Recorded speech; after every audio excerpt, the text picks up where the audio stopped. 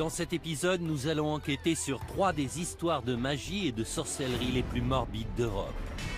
Vlad l'Empaleur, Richard III et Attila le Hun sont des figures quasi mythiques. Nous sommes fascinés par les méfaits des empereurs romains et des hordes vikings. Mais c'est facile d'oublier que ces gens et leurs victimes ont réellement existé. Et que la réalité est souvent plus complexe que la légende sanglante. Je m'appelle Joe Crowley, je suis journaliste. Je m'appelle Susanna Lipscomb, je suis historienne.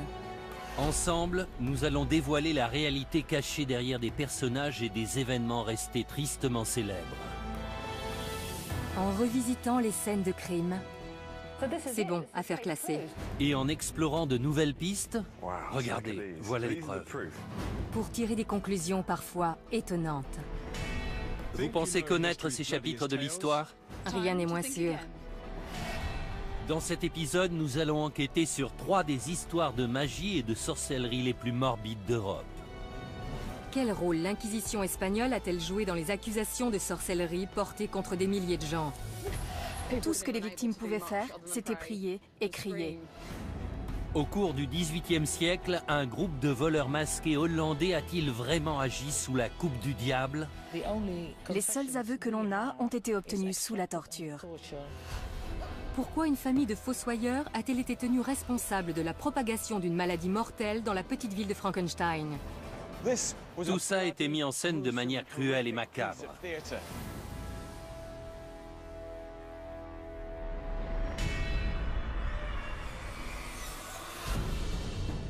Novembre 1610. 30 000 personnes se rassemblent dans le nord de l'Espagne pour assister à l'exécution d'un sabbat de sorcières. Maria de Arbourou, 70 ans, a été reconnue coupable d'être la reine des sorcières. Elle est accusée de diriger le sabbat du village de Zugarramurdi, d'avoir tué des nourrissons et de vénérer le diable. Des mois durant, Maria et le reste de son assemblée étaient aux mains de la redoutable Inquisition espagnole. Au terme de cet interrogatoire, 6 d'entre eux vont être condamnés au bûcher et brûlés vifs. Mais Maria et les autres étaient-ils réellement coupables ou étaient-ils victimes d'une conspiration de l'Inquisition? Dans un recoin des Pyrénées, à 360 km de Madrid, se trouve le village isolé de Zugarramurdi. Au début du XVIIe siècle, ce village a été la cible d'une des organisations les plus redoutées, l'Inquisition espagnole.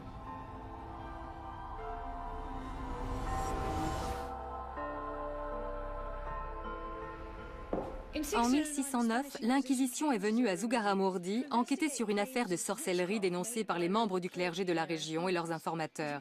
Le village a depuis ouvert un musée entièrement dédié à cette affaire. Les noms des gens qui y étaient mêlés y sont référencés. Parmi eux figure Maria de Arbourou, accusée d'être la reine des sorcières. Instaurée à la fin du XVe siècle, la mission de l'Inquisition était de maintenir la pureté de l'Église et de superviser les Juifs et les musulmans convertis au catholicisme.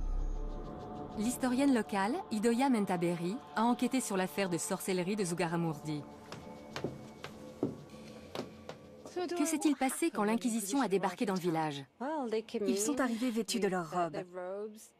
Il y avait de quoi avoir peur. Ils ont arrêté des femmes, des personnes âgées et même des enfants. Le plus jeune avait 9 ans. Ils ont créé une telle atmosphère de panique et de peur que les villageois ont vite commencé à s'accuser entre eux pour tenter de sauver leur peau.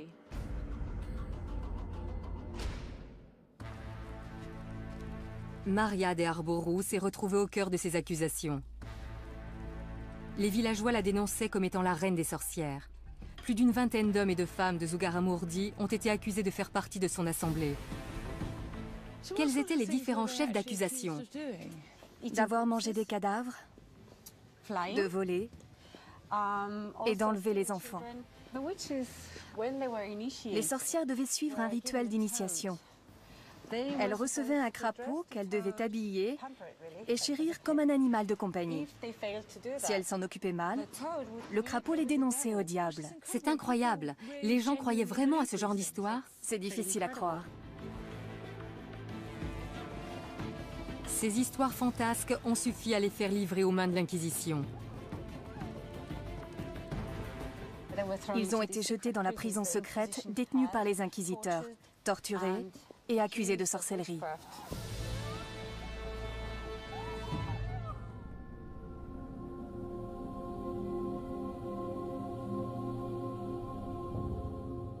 Idoia m'a décrit les terribles événements qui se sont tenus ici au XVIIe siècle.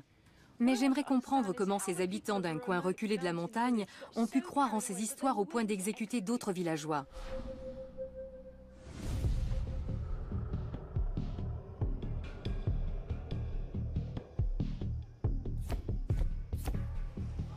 Quand on pense à l'Inquisition, on a souvent en tête des images de prêtres fanatiques vêtus de robes noires et déterminés à exterminer les hérétiques et les sorcières. Bien entendu, l'histoire est rarement aussi simple.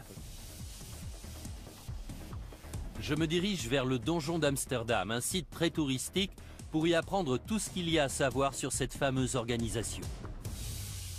Pour ce faire, j'ai fait appel au professeur Thomas O'Connor, un spécialiste de l'Inquisition. Parlez-moi de Zugarramurdi. Quel rôle l'Inquisition a-t-elle joué dans ce village? Alors que la situation était déjà délicate, les inquisiteurs sont arrivés et ont mis de l'huile sur le feu.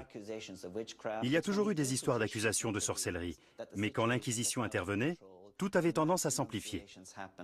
Le nombre de dénonciations se multipliait. Un vent de panique générale se mettait à souffler.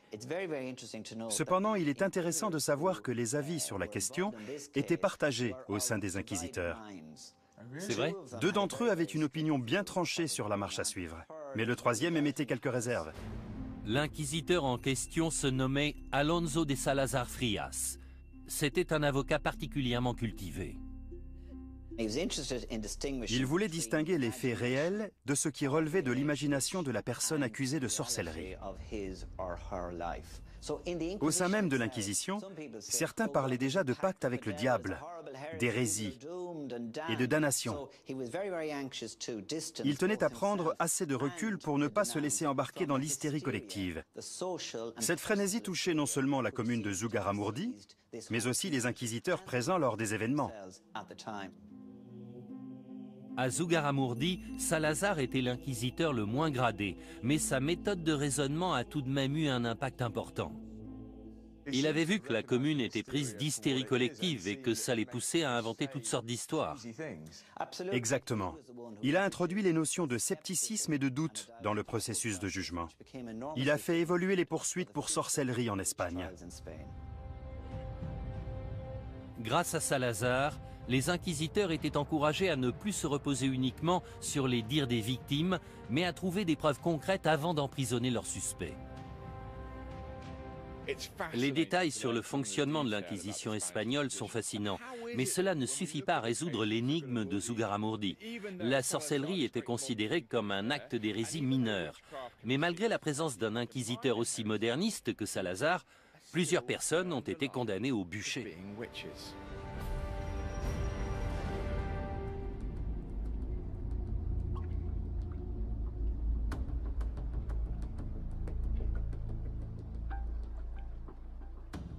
Joe a révélé l'impact tragique qu'a eu l'Inquisition espagnole sur le village de Zugarramurdi. De mon côté, j'aimerais savoir ce qui poussait ces villageois à croire que des sorcières vivaient parmi eux. Que s'est-il vraiment passé? Des gens affirmaient qu'une fois la nuit tombée, des sorcières les avaient emmenés de force dans leurs repères. Il me faut plus d'informations. Les gens inventaient-ils ces histoires ou est-ce qu'elles cachent autre chose?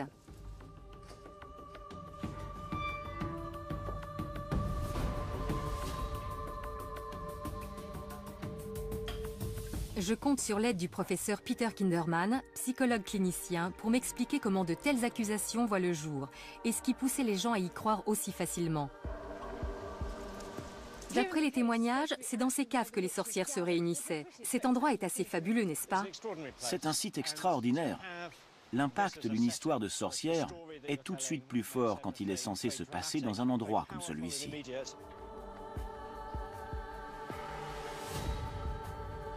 Une fois lancée, une rumeur est difficile à stopper. L'histoire nous dit que ces sorcières enlevaient des gens la nuit et les emmenaient dans ces caves où avait lieu leur assemblée. Mais on ne sait pas exactement ce qu'il se passait après.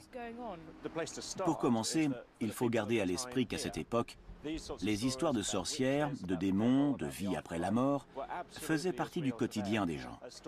Comme les téléphones, les avions et les armes nucléaires font partie du nôtre aujourd'hui. Les gens expliquaient ce qui leur arrivait à partir des connaissances qu'ils avaient du monde.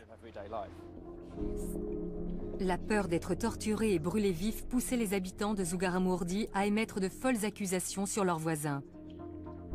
Les gens vivaient dans la terreur. Il suffisait qu'un suspect interrogé finisse par avouer en impliquant une ou deux autres personnes pour que les accusations se multiplient. Ce phénomène ne se limitait pas à Zugarramurdi. Dans toute la région, plusieurs villages se sont mis à dénoncer des pratiques de nature satanique. Le cadre idyllique de la montagne s'est alors transformé en un lieu de cauchemar. Certaines personnes parlent d'hystérie collective. Pensez-vous que cela puisse expliquer ce qu'il s'est passé ici? Le terme d'hystérie collective sous-entend que ces personnes étaient dérangées ou malades. Je ne pense pas que ça a été le cas. De nos jours, accuser quelqu'un de sorcellerie passe pour de la démence. Mais si on appelle les services secrets parce qu'on suspecte son voisin de fabriquer des bombes, cela nous paraît normal. Donc il ne faut pas trop rationaliser les faits. Ces gens ont réagi dans la panique. Les conséquences étaient terribles dans les deux cas. Être possédé par le diable et perdre son âme faisait bien plus peur aux gens qu'on ne peut l'imaginer aujourd'hui. D'un autre côté, l'idée de faire l'objet d'une enquête, puis d'être torturé et brûlé vif en public, n'était pas plus réjouissante. Maria et les autres victimes se trouvaient confrontées à un cruel dilemme. Seule leur foi pouvait les sauver, et elle allait être testée comme jamais.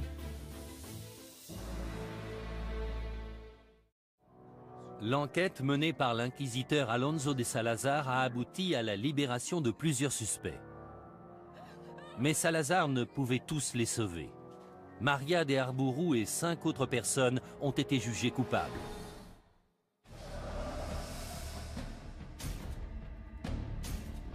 Maria et son soi-disant sabbat font partie des quelques milliers d'innocents à avoir été brûlés sur une période de 300 ans. Mais comment se passaient ces mises à mort? Et pourquoi étaient-elles aussi barbares? Pour répondre à ces questions, je retrouve le professeur Alison Rowlands, spécialiste de l'histoire de la sorcellerie. Alison, quel sort attendaient Maria et les autres accusés? Est-ce qu'ils avaient encore la moindre chance de s'en sortir? Ils auraient pu avouer qu'ils pratiquaient la sorcellerie. Un aveu aurait annulé la peine, même s'il se faisait alors qu'on les amenait au bûcher. Mais il faut prendre en considération la mentalité de l'époque. Les concepts d'au-delà et d'âme immortelle étaient au cœur de leurs croyances. Ces 6 individus ont sûrement pensé que faire de faux aveux aurait été un péché impardonnable.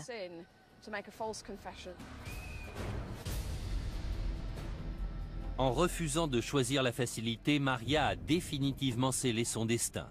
Elle et ses pairs étaient condamnés à trouver la mort d'une des pires façons imaginables. Pourquoi le bûcher? Pourquoi une mort aussi horrible? On ne pouvait pas les pendre ou les décapiter?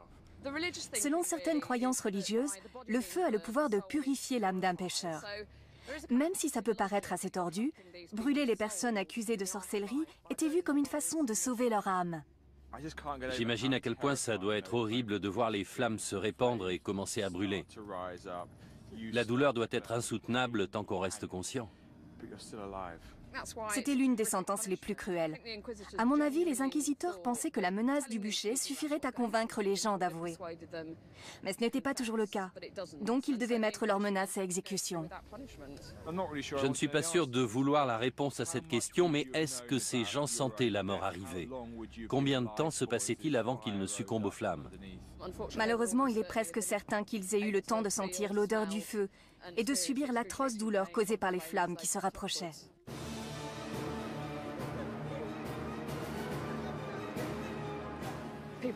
Ils étaient debout, attachés. Tout ce qu'ils pouvaient faire, c'était prier et crier.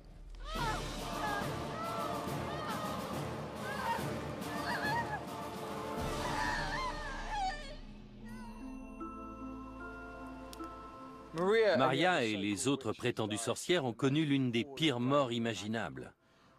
Et dire qu'ils auraient pu en réchapper s'ils s'étaient repentis de leurs péchés. Cependant, Salazar a enclenché la fin de ces pratiques barbares. Son rapport à l'Inquisition a fait cesser les exécutions pour cause de sorcellerie en Espagne. Triste ironie du sort, les données qu'ils avaient récoltées à Zugarramurdi ont poussé l'Inquisition à gracier les sorcières du village seulement 4 ans après leur mort par le feu. «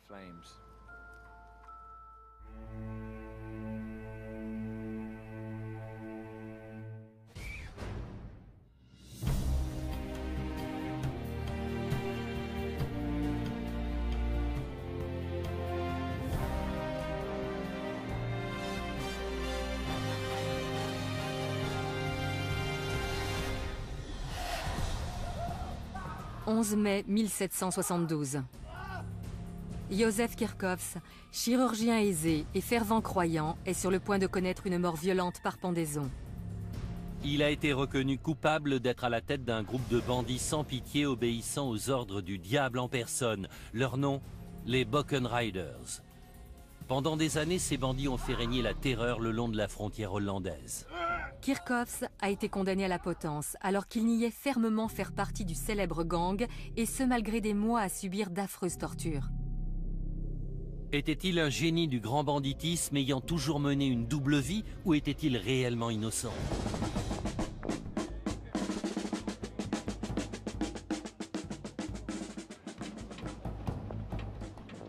Les festivités qui ont lieu tout autour de moi sont organisées en l'honneur des héros du folklore hollandais, les Bockenriders. Bockenriders signifie les cavaliers du bouc. Les représentations de ces personnages sont nombreuses.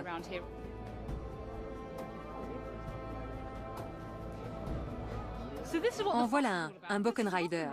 Il chevauche un bouc, une torche à la main, et coiffé d'un chapeau de sorcière alors qu'il s'apprête à fuir sous un ciel rouge sang.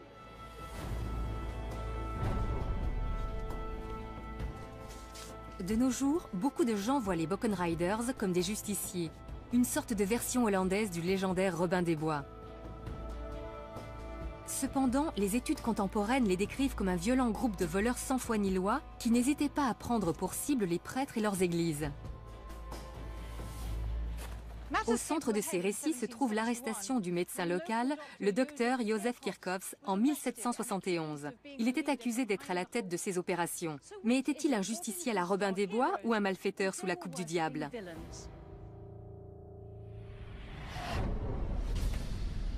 La ville de Herzogenrath est l'un des endroits clés de l'histoire des Bockenriders.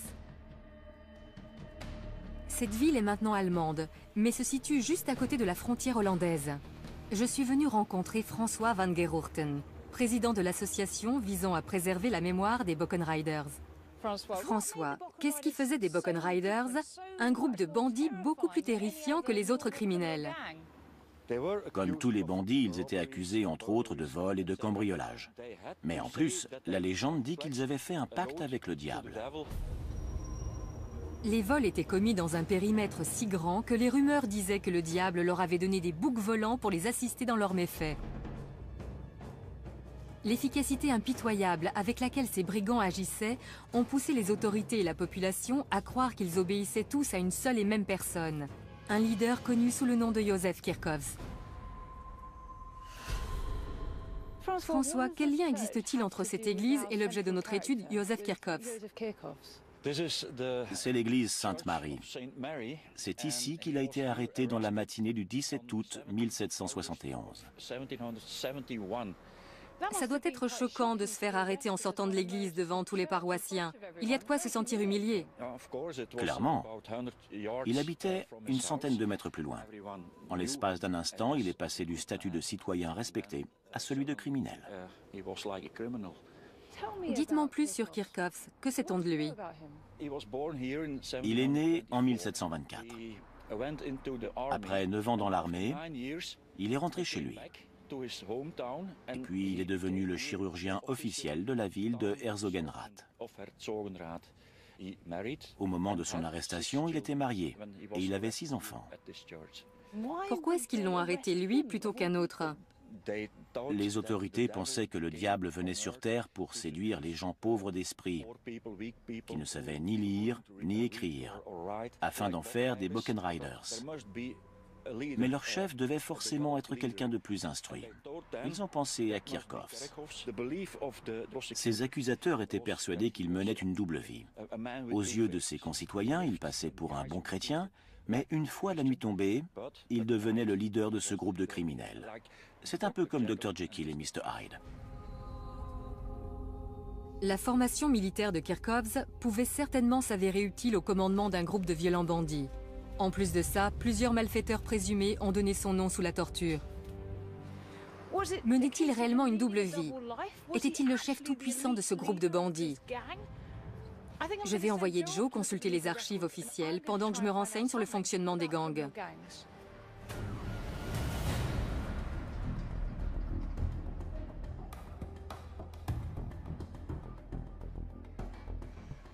L'histoire de Joseph Kirchhoffs et des Boken Riders est empreinte de mythes et de légendes.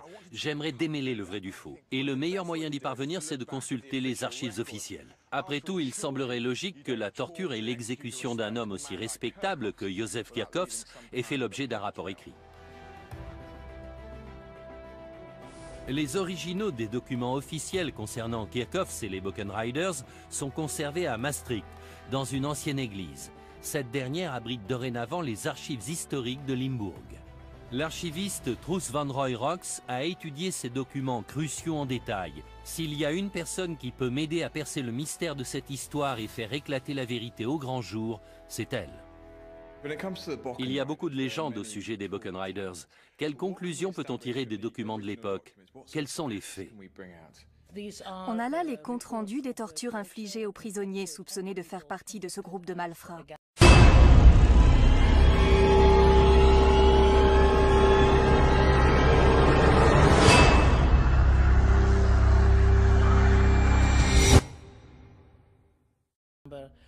Ils étaient accusés d'entrer par effraction dans les maisons, les églises et les abbayes. Mais le mystère reste entier au sujet de la réelle culpabilité des prétendus Boken Riders. Les seuls aveux que l'on a ont été obtenus sous la torture. C'est assez déroutant. On trouve ici des milliers de documents juridiques et pourtant aucun d'entre eux ne prouve sans équivoque que Kirchhoffs ait été à la tête de ce réseau criminel. Les seules preuves sont de vagues accusations faites sous la torture. Est-ce qu'il y a des documents qui nous parlent un peu de Joseph Kirchhoffs et de son histoire personnelle? On a une description de lui dans une lettre de recommandation. Elle a été écrite en 1752, quand il était encore sergent dans l'armée. Elle dit qu'il était non seulement un chirurgien très talentueux, mais aussi un homme respecté et très croyant. Les gens n'en revenaient pas quand il a été arrêté. Ça semble un peu tiré par les cheveux qu'un homme aussi sympathique et attaché aux valeurs du christianisme se retrouve à la tête d'une cruelle organisation de malfaiteurs. Oui, il n'y avait aucune preuve concrète de sa culpabilité. Il avait seulement été dénoncé par d'autres suspects passés sous la torture. Clairement, la façon dont ces aveux ont été extirpés pose problème. J'aimerais en savoir davantage sur la nature de ces tortures. Le château où elles ont eu lieu existe toujours. On peut aller voir si vous voulez. Je visualiserai mieux. Ça ne fait aucun doute.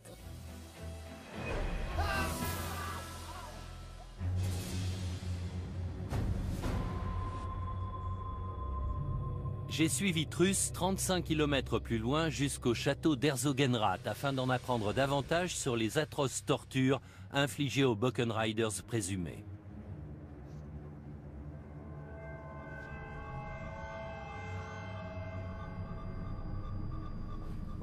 Regardez-moi tout ça. Comment ces effrayants outils étaient-ils utilisés? Il commençait avec les poussettes, d'abord sur un pouce, puis sur les deux. Vous parlez des pouces, mais il y a la place d'y mettre la main entière. Même avec une simple pression, on sent que ça peut infliger d'atroces souffrances. Et si ça ne suffisait pas à les faire parler, il passait au brodequin. Comment ça marche? Cette partie se met derrière le mollet. Celle-ci est sur le tibia. La poignée permet de resserrer la vis, ce qui réduit le tibia en miettes. Puis dans un troisième temps, ils attachaient les mains de la victime derrière son dos et le suspendaient à l'estrapade. Par les mains? Oui, et les pieds ne touchaient pas le sol. Le poids du corps tout entier tirait sur les mains. Mais c'est possible, les bras doivent immédiatement se casser, non? Oui.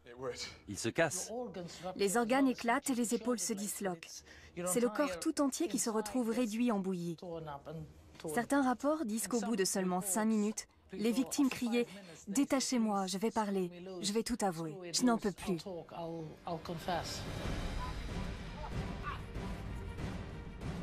Des douzaines de membres présumés des Buchan Riders ont été torturés dans ces lieux et ont rapidement avoué leurs crimes. Mais pas Kirchhoffs. Il disait à ses tortionnaires « Messieurs, vous pouvez réduire mon corps en miettes, je n'ai rien à avouer ». Respectait-il la loi du silence ou était-il véritablement innocent?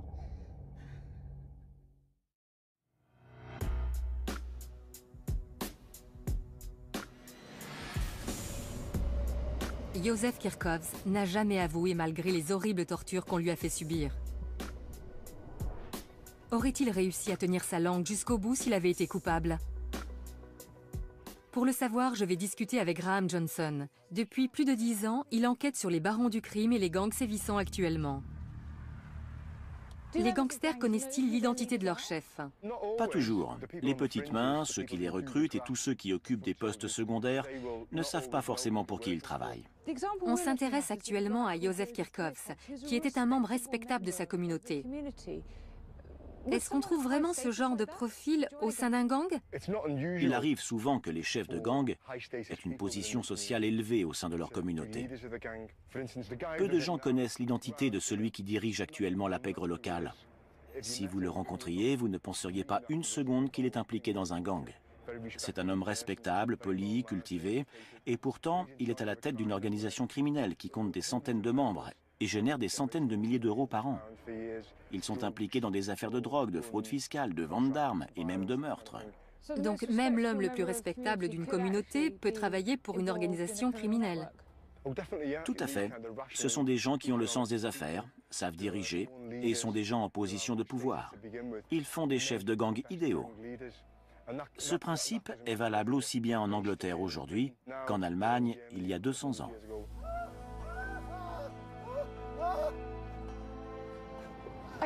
Quand je suis arrivée à Deptford, j'étais persuadée qu'un père de famille très croyant comme Józef Kirchhoffs ne pouvait en aucun cas être à la tête des Buchan Riders. Pourtant, les gangs d'aujourd'hui opèrent au sein de leur communauté dans le plus grand secret. Si Józef pouvait garder le silence sous la torture, peut-être était-il capable aussi de mener de front une vie de famille et la direction d'une organisation criminelle.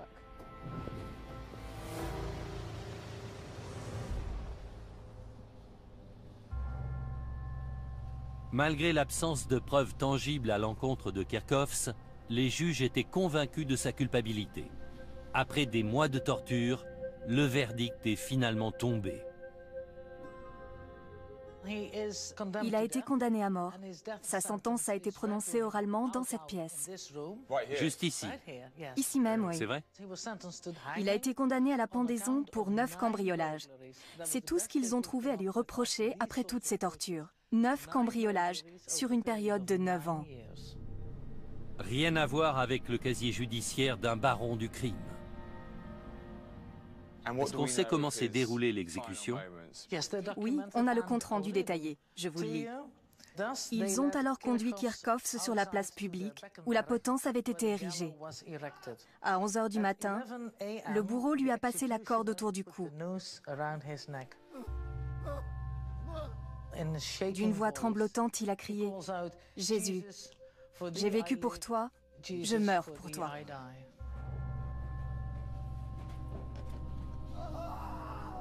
Vous pensez qu'il était impliqué dans cette affaire d'une manière ou d'une autre? Il est vraiment très peu probable qu'il ait pris part à leurs activités. Il n'y a pas la moindre preuve de son implication.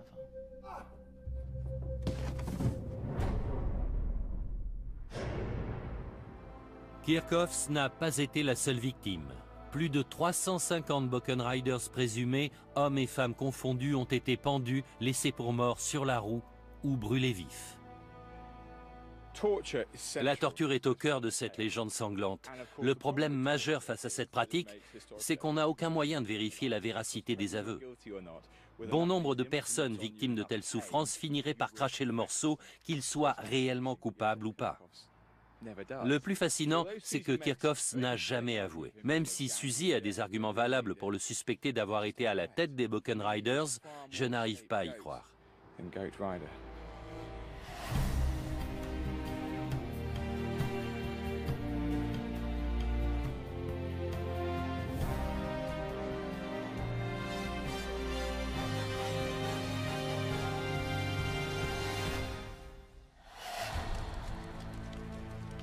« 26 septembre 1606. Depuis des décennies, Wenzel Forster et sa famille sont les fossoyeurs de leur commune. Mais ce jour-là, c'est à leur porte que la mort a frappé. Forster, sa femme et ses domestiques vont être torturés puis brûlés vifs pour avoir répandu une épidémie meurtrière ayant causé la mort de plusieurs centaines de personnes. Ils étaient aussi accusés de cannibalisme, de nécrophilie et d'être les serviteurs du diable. Forster et sa femme ont-ils vraiment commis ces crimes sataniques? Ou ont-ils été victimes des préjugés et de la panique ambiante?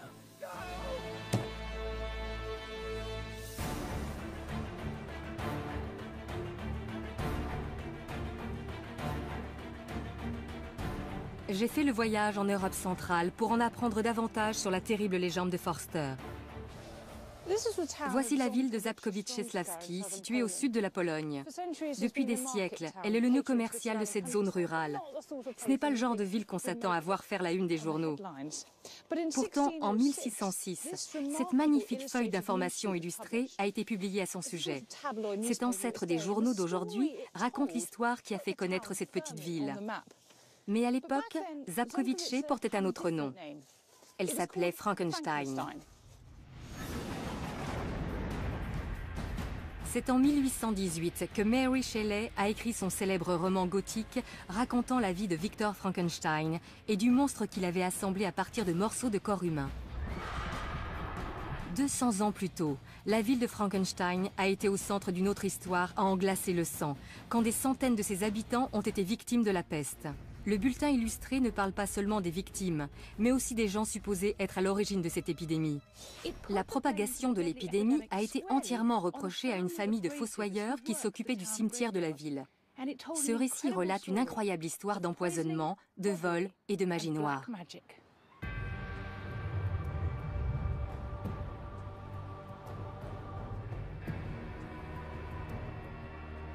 Au banc des accusés se trouvait Wenzel Forster, le fossoyeur en chef, mais aussi sa femme, ses domestiques et ses assistants.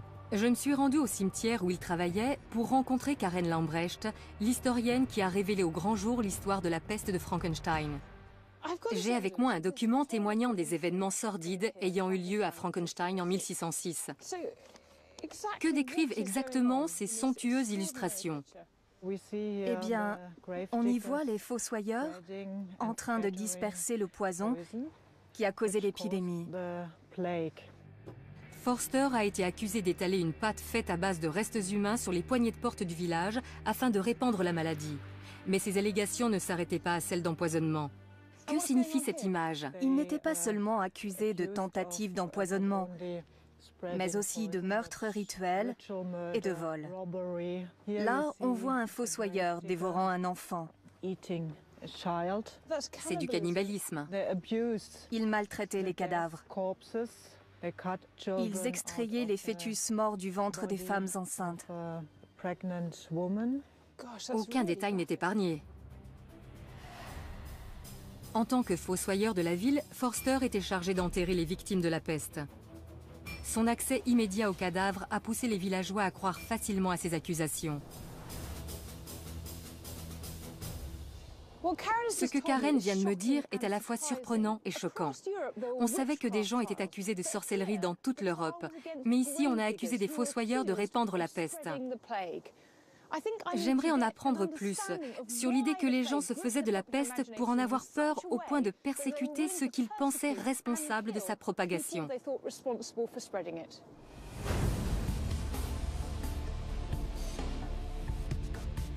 Je suis à Londres où 100 000 personnes sont mortes de la peste 60 ans après l'épidémie de Frankenstein. Je retrouve le professeur Robert Jout, un historien médical, à l'église Saint-Bride où reposent des centaines de victimes de la peste. Robert, pouvez-vous m'en dire un peu plus sur la peste? Sait-on combien de victimes elle a fait à Frankenstein? D'après les rapports de l'époque, il y a eu environ 1500 décès. C'est un chiffre assez élevé. Un quart de la population a trouvé la mort en l'espace d'1 ou 2 semaines. La mort était fulgurante. Et elle frappait sans prévenir, n'est-ce pas? C'est ça. Dans certains cas, les gens se levaient le matin comme si de rien n'était, puis mouraient dans la journée. C'est une mort aussi terrible que soudaine. Les gens en étaient terrifiés. Dans ces conditions, les victimes ne pensaient pas s'être assez préparées au jugement dernier. Ça les effrayait plus que tout. Quand la peste frappait, les églises débordaient de demandes d'inhumation. Il était impossible d'enterrer tout le monde convenablement. Regardez ça.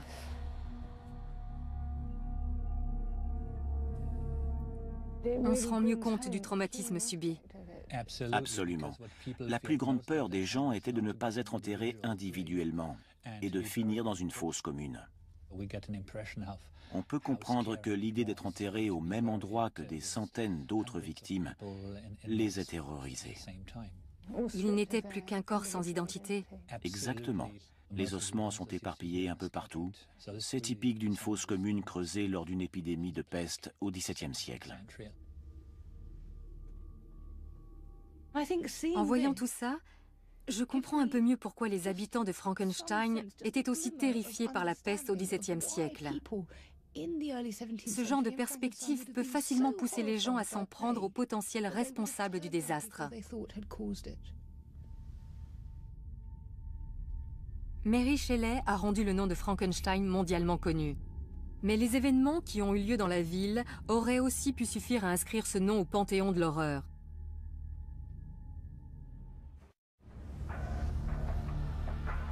Suzy a découvert qu'un quart de la population de Frankenstein a succombé à la peste. Les fossoyeurs ont-ils réellement pu répandre l'épidémie à l'aide de potions empoisonnées? Y a-t-il un moyen de découvrir ce que contenaient ces potions? Bien entendu, les autorités de l'époque ne disposaient pas de laboratoires médico-légaux où les faire analyser. Personnellement, l'idée de potions pestiférées me semble un peu exagérée. On pourrait presque y voir un complot monté dans le but de s'en prendre aux fossoyeurs.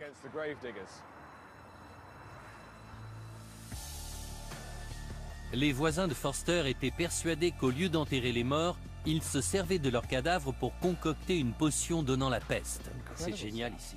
Je vais m'entretenir avec le chercheur Jürgen Mischke pour découvrir ce que fabriquaient les Forster.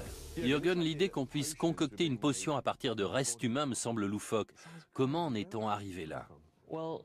Je vais peut-être vous surprendre, mais les médicaments à base de restes humains étaient monnaie courante du XVIe au XVIIIe siècle.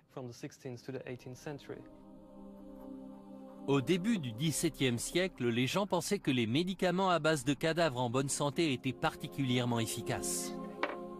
Et en plus de soigner les maladies, ces remèdes étaient censés donner l'énergie du mort aux patients. Quelle partie du corps était utilisée? D'après les documents scientifiques de l'époque, 24 parties du corps peuvent être récupérées pour en faire des remèdes. La graisse, la peau, le crâne et les os en font partie. Les os étaient réduits en poudre et la peau bouillie pour en faire des médicaments contre toutes sortes de maux tels que l'épilepsie ou les migraines. Forster était-il le fournisseur de Frankenstein? D'où provenaient les cadavres? Il fallait aller voir le bourreau. Il avait tous les droits sur le cadavre des gens qu'il exécutait. C'était la seule façon de se procurer un corps jeune et sain. C'était un revenu complémentaire non négligeable pour les bourreaux. Il est possible que certains fossoyeurs aient voulu en profiter aussi. Est-ce que ces potions pouvaient aussi servir à répandre une maladie? Les autorités avaient interdit tout remède fait à partir du corps d'un malade ou d'une personne âgée parce qu'ils savaient que c'était plus risqué. Mais les fossoyeurs ont peut-être transgressé cette règle sans savoir que cela représentait un réel danger pour les patients. Quand on se fournit illégalement chez un fossoyeur, il y a forcément plus de risques. C'est fou de penser qu'on se soignait avec des restes humains. Si on y réfléchit un peu, le but est d'aider quelqu'un à survivre grâce au corps de quelqu'un qui est déjà mort. Les transfusions sanguines et les transplantations d'organes suivent aussi cette logique.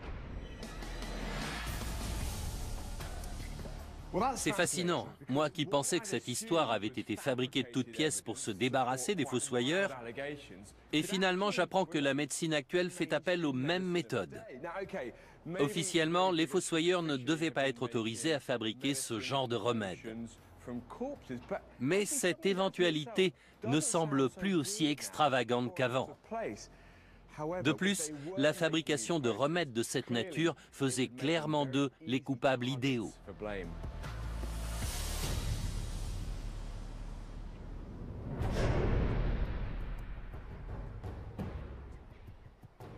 Joe a découvert que Wenzel Forster dirigeait peut-être un laboratoire clandestin de fabrication de médicaments à base de cadavres. Leur activité a pu être à l'origine de la propagation de la peste, même involontairement. Mais tout ça n'explique pas les autres sordides chefs d'accusation portés contre lui et son entourage.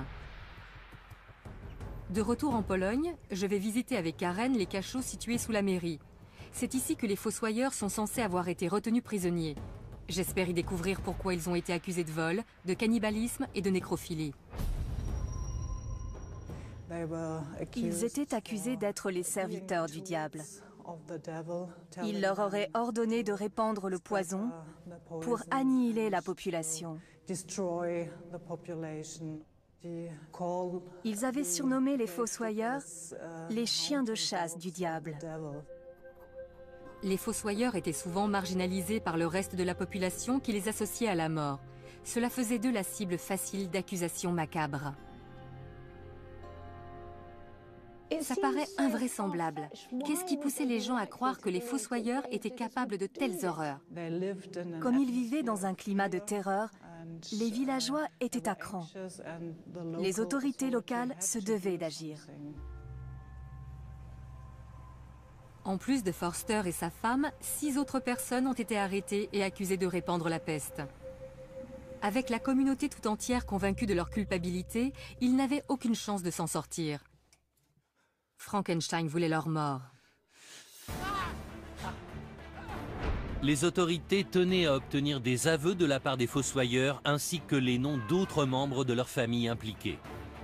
Les tortures qui leur ont été infligées pendant l'interrogatoire ont fini par les faire craquer. Le trajet vers l'endroit de leur exécution a débuté ici, dans les cachots de la mairie où Forster et les autres avaient été emprisonnés et torturés. Ensuite, ils ont été transportés à travers toute la ville, installés en évidence sur une charrette pour que la population assiste à leur sentence et sache ce qui arrive aux gens coupables de tels crimes. Après tout, le but de cette mise en scène cruelle et macabre était d'être vu par le plus grand nombre possible d'habitants. Tout Frankenstein tenait au bon déroulement de cette exécution.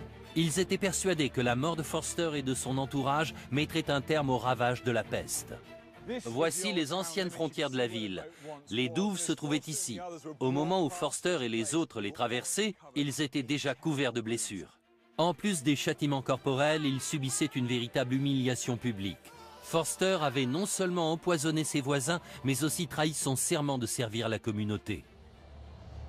Déjà accablés par leurs blessures, les Forster ont fini par arriver ici, en dehors des limites de la ville, sur la colline des Potences. À ce moment-là, ils devaient espérer que leur heure est enfin sonnée. Ce n'était pas le cas. On a d'abord coupé les mains droites de Forster et de son assistant. Ensuite, les mains ont été clouées au pieu où ils seraient attachés pour mourir. Puis, pour le crime de nécrophilie, l'assistant de Forster a été castré. Prochaine étape, le bûcher. Forster et 3 autres fossoyeurs ont été attachés à des pieux.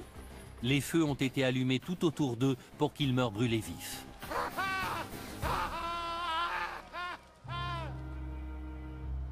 Pendant les 11 années qui ont suivi, d'autres familles de fossoyeurs ont été arrêtées, jugées et exécutées.